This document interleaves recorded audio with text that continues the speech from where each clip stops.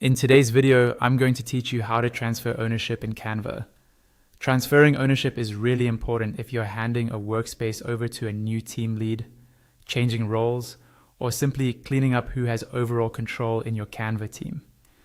I'll walk you through the process step by step, and I'll also explain what each action actually does, so you feel confident before you make the change. First, make sure you're logged into the correct Canva account, the one that currently owns the team. Once you're on your Canva homepage, look down at the lower left corner of the screen. You'll see your profile icon there. Click that icon, and from the small menu that appears, choose Settings. This brings you into your account settings.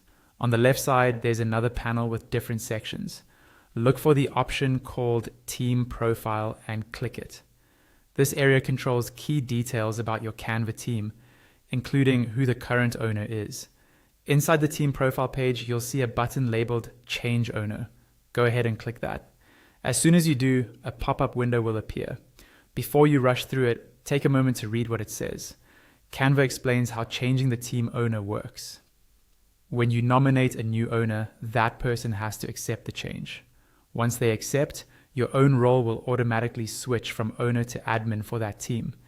That means you'll still have strong permissions, but you won't have the ultimate owner status anymore. On the left side of this pop-up, you'll see a list of your team members. Scroll through and select the team member you want to transfer ownership to. Make sure it's the right person and that there's someone who should be responsible for billing, templates, and overall team management. After selecting the correct team member, click the button to continue. You'll notice the pop-up refreshes with a clear confirmation message. Canva will tell you that you're about to be replaced as the owner of the team and that the member you nominated will have 30 days to respond to this nomination. If they don't respond within that time, the transfer won't go through. If you're sure about your choice, click Nominate this member. At this point, your part is done.